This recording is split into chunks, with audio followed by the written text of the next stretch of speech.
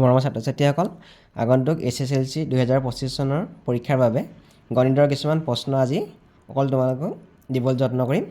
ইয়াত মই মাত্ৰ প্ৰশ্নখিনি তোমালোকক দিম।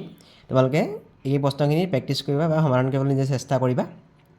আমি প্ৰথম প্ৰশ্নটো দিছোঁ, যদি এটা তথ্যত মাধ্য ইছটো মধ্যমা ইজুকেল টু 9:8, তেতিয়া মধ্যমা আৰু বহুলকৰ অনুপাত হ'ব। অপশ্যন দিয়া আছে 8:9, 4:3, 3:4, 7:6। এইখিনি প্ৰশ্ন তোমালোকে নিজে সমাধান কৰিবলৈ চেষ্টা কৰিবা।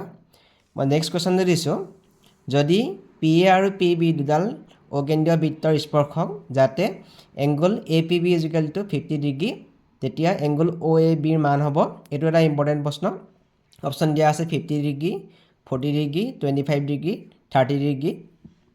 3 নম্বৰ প্ৰশ্ন, যদি A আৰু B দুটা পূৰক কোণ হয়, তেতিয়া এইটো এটা দৰকাৰী প্ৰশ্ন। অপশ্যন দিয়া আছে sin A equal to sin B, cos A equal to cos B, tan A equal to tan B, sec A equal to cosec B। ইয়াৰ কোনটো শুদ্ধ উত্তৰ হয় তোমালোকে নিজে সমাধান কৰিবলৈ চেষ্টা কৰিবা। 4 নম্বৰ প্ৰশ্ন, যদি x² equal to x² minus ax plus 1 equal to 0, তেনে সমীকৰণ দুটা ভিন্ন মূল থাকে, তেতিয়া ইয়াত ABCD অপশ্যন দিয়া আছে তলৰ কোনটো শুদ্ধ হয়। 5 নম্বৰ প্ৰশ্ন, 0, 4, 0, 0 আৰু 3, 0 শীৰ্ষবিন্দু বিশিষ্ট ত্ৰিভুজৰ পৰিসীমা হ'ল। এনেকুৱা প্ৰশ্ন প্ৰায় আহি থাকে। ইয়াত অপশ্যন দিয়া আছে 7 প্লাছ √5, 5, 10, 12। 6 নম্বৰ প্ৰশ্ন, যদি ত্ৰিভুজ ABCৰ C কোণটো সমকোণ হয়, তেন্তে cos A প্লাছ Bৰ মান হ'ব। এইটো ত্ৰিকোণমিতি প্ৰশ্ন। অপশ্যন দিয়া আছে 0, 1, হাফ √3/2।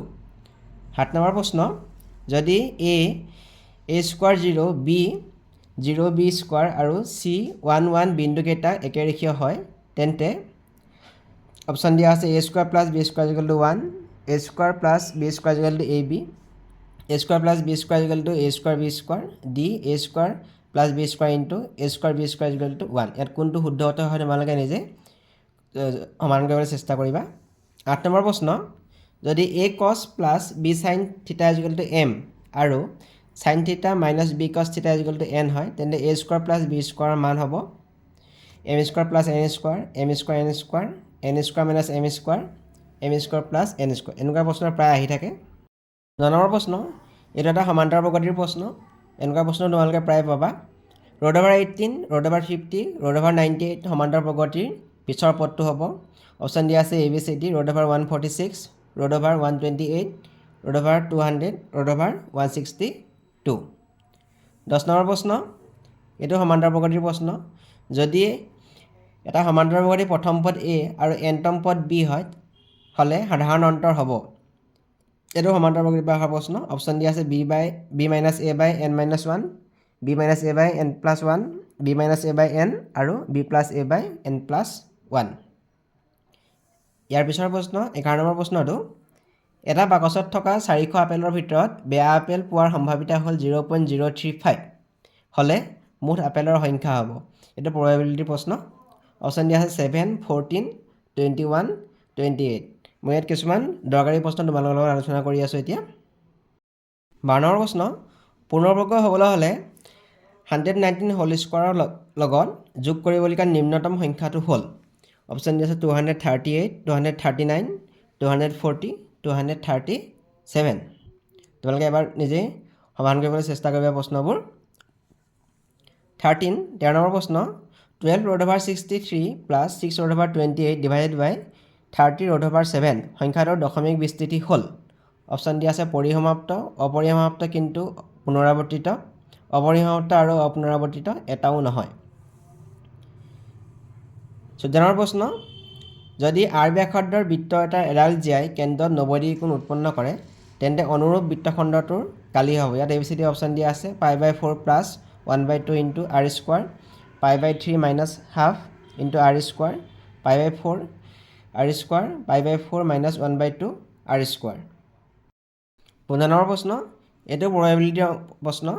যদি তিনিটা মুদ্ৰা একেলগে টছ কৰা যায়, তেন্তে অতি কমেও এটা মুণ্ড পোৱাৰ সম্ভাৱিতা হ'ল। তোমালোকে এইটো মুণ্ড নিদি পুচ্ছ পোৱাৰ সম্ভাৱিতা দিব পাৰে। অপশ্যন দিয়া আছে হাফ, 3/4, 7/8, 1/8।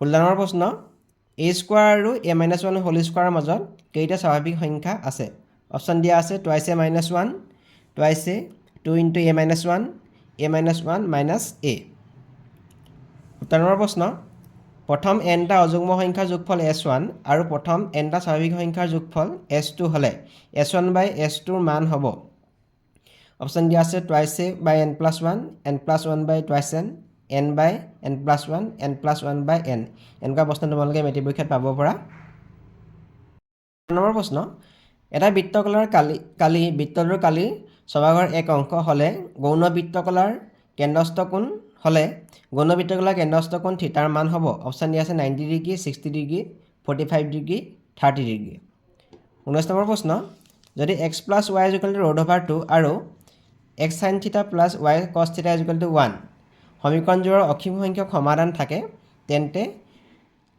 থিতাৰ মান নিৰ্ণয় কৰা এইটো 2 নম্বৰৰ কাৰণে দিছোঁ এইটো প্ৰশ্ন 2 নম্বৰৰ কাৰণে আহিব পাৰে এইটো প্ৰশ্ন 20 নম্বৰ প্ৰশ্ন এটা ইম্পৰ্টেণ্ট প্ৰশ্ন যদি এটা এপিৰ পিতম পদ কিউ আৰু কিউতম পদ পি হয় তেন্তে প্ৰমাণ কৰা যে ইয়াৰ এনতম পদটো P plus Q minus N এইটো এটা ইম্পৰ্টেণ্ট প্ৰশ্ন এনেকুৱা প্ৰশ্ন তোমালোকে হয়তো পাব পৰা 21 নম্বৰ প্ৰশ্ন আৰু শেষৰ প্ৰশ্নটো যদি 3x³ minus x square minus 3x plus 1 বহুপদটোৰ এটা শূন্য 1 তেন্তে ইয়াৰ বাকী শূন্য কেইটা নিৰ্ণয় কৰা এইটো 2 নম্বৰৰ কাৰণে এইটো প্ৰশ্ন তোমালোকে আহিব পাৰে আজিলৈ ইমানে